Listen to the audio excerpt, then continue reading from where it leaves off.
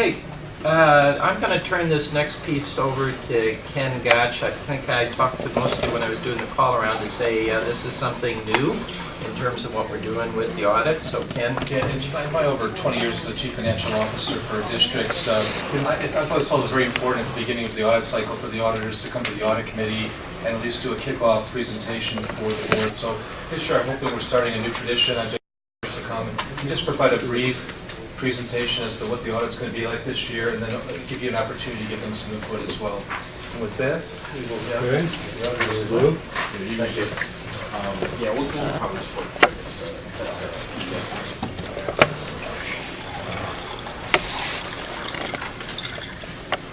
Get it set up here. What's new? We've had them come before. What's new? This is the beginning of the audit. It's supposed to be the end. All right. As they're laying out their work plan, as they're assessing our risk levels, checking with the board is really an important step in that process. Do we have any tools for them, of course, to change the game plan? Yep. That's That's the idea. So we have John George, As long as it doesn't cost more. you're the Client Service Coordinator, is that true? That is correct. Okay, and then Matt Shipley, the manager, is he here? There we go, all right. Gentlemen. Yep. So thank you for having us. Thank you for allowing us to take a couple minutes of your time. As Ken mentioned, we've communicated in the past, and similarly this year we have a planning letter of communication that goes to the board. What this is just giving us an opportunity up front to interact and cover some of those planning communications and required communications with the board live, and then put some faces to some of the names and as we'll talk about later, our responsibility is to report to the board. Our arrangement is with the board, so this just gives a little bit more emphasis to that and allowing you to feel comfortable to reach out to us and communicate if there's any issues, as well as obviously we will do the same if there's any issues that come up during the audit. We typically communicate at the end of the audit. You've seen that in the past, but what we're going to do today is just cover some of these required communications. We'll talk about a little firm overview on the engagement team.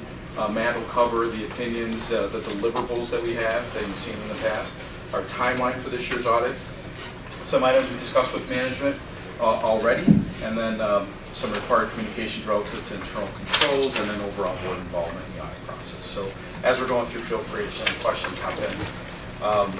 As far as RSM, so when we presented last in September, it was McGladrey. So our reports were issued under McGladrey. We did change our name to RSM. Nothing other than a branding perspective. Our international offices are all RSM. So change the name to RSM, no impact obviously to the operations or just impacting the letterhead and branding that's associated with the firm. But we are the 5th largest firm in the United States. We do have industry focus within RSM, so our team is all public sector focused audit team that's serving CLC. So we focus on higher education and local government clients. This is our 4th year performing the audit. It's an extension, our first of a 2-year extension from the original contract. So here's some lovely pictures for you. Put some faces with the names of the audit team.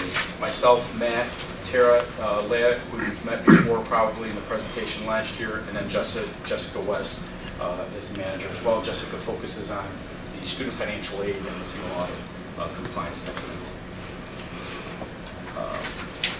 Matt covered some deliverables on the opinion side.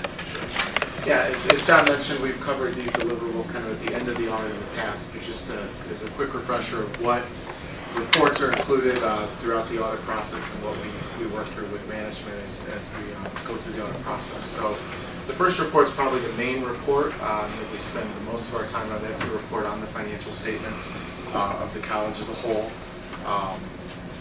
That's included in the comprehensive annual financial report that's issued each year. It's kind of a fairly extensive document, and it's probably the main focus of our audit and of the external use of the financial statements is going to be the basic financial statements or the financial statements of the college. But in addition to that, we do issue 2 separate reports on 2 ICCB grant programs.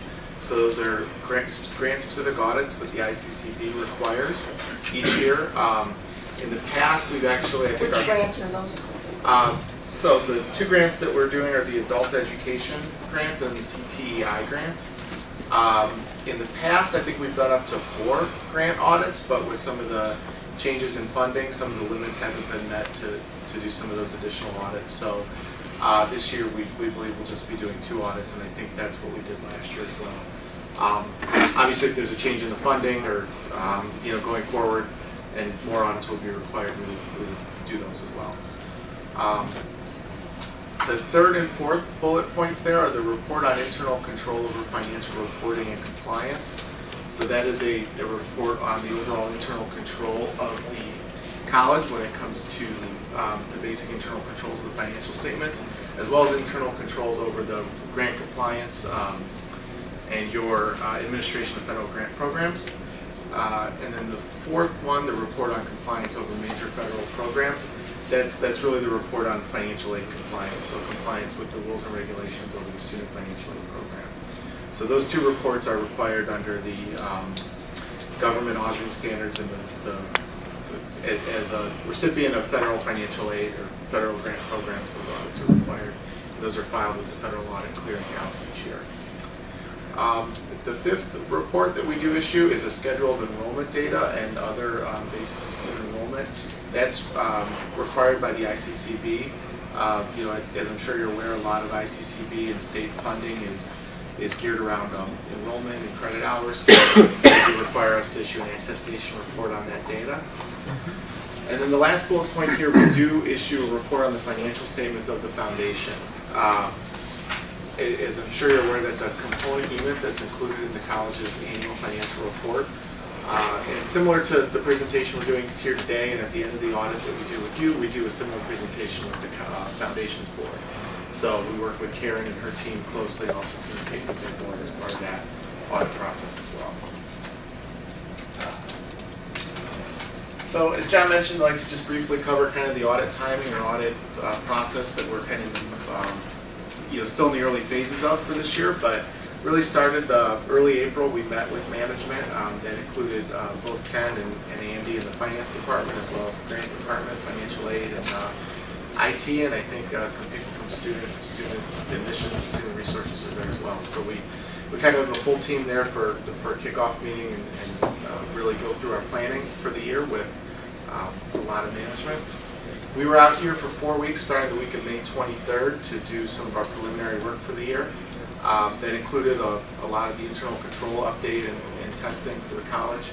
We also did almost all of our student financial aid testing during that interim period, and we're still wrapping a few things up, but overall I think we had a real good audit there. I don't think we'll have any significant issues to report related to the student financial aid testing.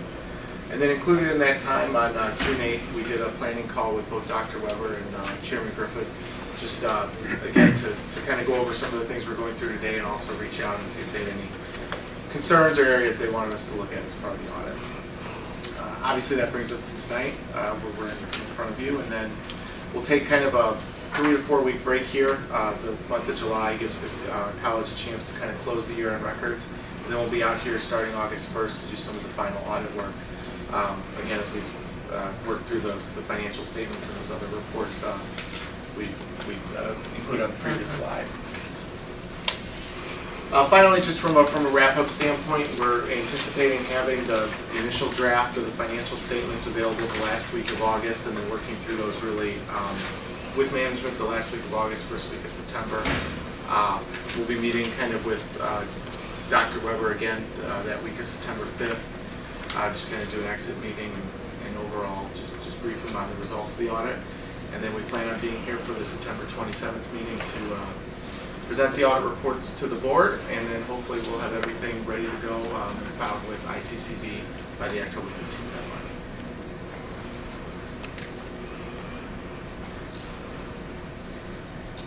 So as far as significant items that were discussed, we did have a review of prior year compliance. That's part of the process to make sure we're reviewing prior year compliance for internal control findings. resolutions to those. Any changes in internal control during the year relative to the staff turnover were discussed. One-stop generalist role for student records is an area that was addressed as well, to be looked at during this audit process. And then a new purchasing policy that was entered into during fiscal year 15. So a couple areas of control that we'll be looking into and focusing on. Obviously, the state funding situation and any financial statement impact associated with that relative to revenue recognition is an area of focus.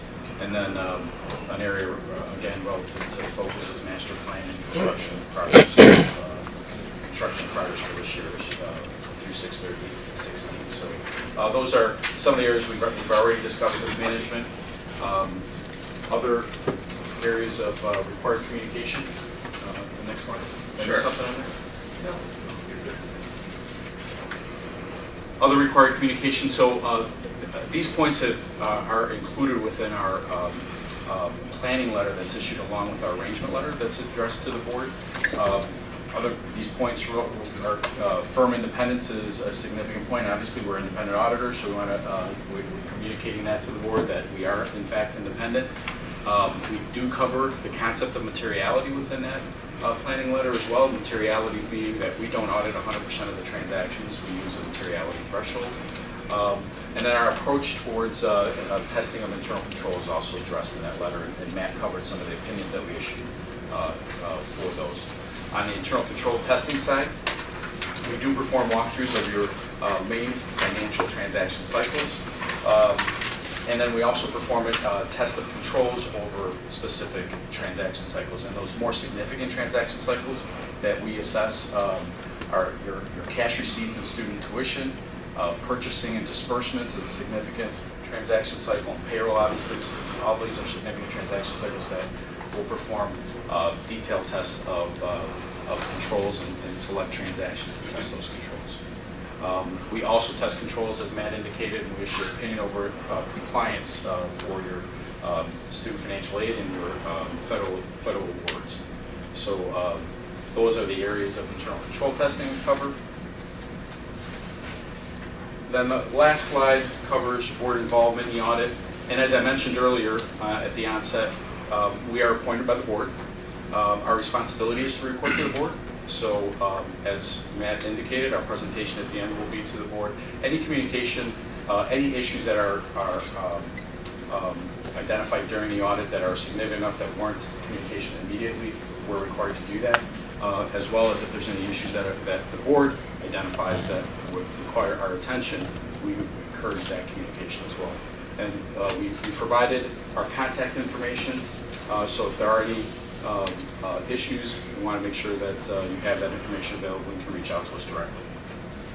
As Matt indicated, we did already meet with board chair and Dr. Weber, and didn't have any issues specifically to areas of focus, but we did have that required communication.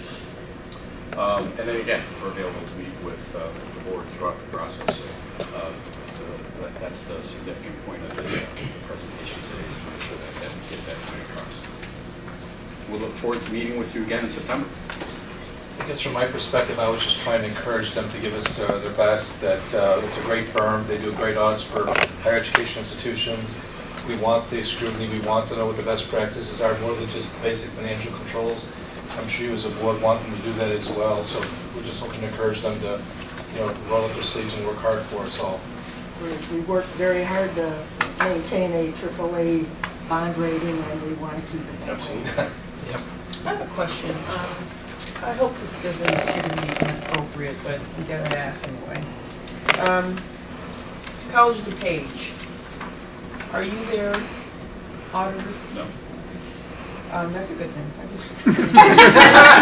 just wanted to put that out there. But Were you their auditor? No. so You want to be there. Yeah. well, somebody needs to. You don't have to answer the last one. All right, so that's a good answer. I just wanted to know that. But as a part of the audit process, you're basically wanting to know that we are in compliance with certain things, that we need to make sure that we're crossing T's and dotting the I's. Do you also go a little extra by sharing with everyone best in class or, best practices as compared to other community colleges in the state, community colleges nationwide? I mean, to what extent is this best in class slash best of, best practices? How far do you extend out? Well, that's part of the audit. Part of our audit approach is not only to address obviously the government auditing standards and requirements and those communications, but also provide value-added suggestions. So we have a national higher education practice. So we do have the ability and do benchmark with other institutions. So that's part of the process, is for our engagement team to be on the lookout for areas of improvement that may not be necessarily internal control issues, but efficiencies and best practices for improvements in profitability, operations, as we identify them in the course of the audit. So that is part of the audit approach that we have. All right, so you said you have the ability to. I think I would be looking for something to be very strategically laid out. So, because everybody likes to pat each other on the back, like, you did a really good job. The testing was just perfect. I mean, but are we getting better? And can we get better? Can we enhance programs? So I think I'd be interested in that final report. What types of improvements that you recommend? And if this is a best in class for the state of Illinois, best in class for the throughout the U.S. I think I'd be interested in best in class for the U.S. In addition to best in class for the state of Illinois. So you mentioned you have the ability. I was told that we can somehow influence the audit process since you're coming before and not after. So I would ask that if you would focus a little bit on the best in class and areas of improvement. Sure. That's a great point. Okay. Thank you, gentlemen. Great, thank you.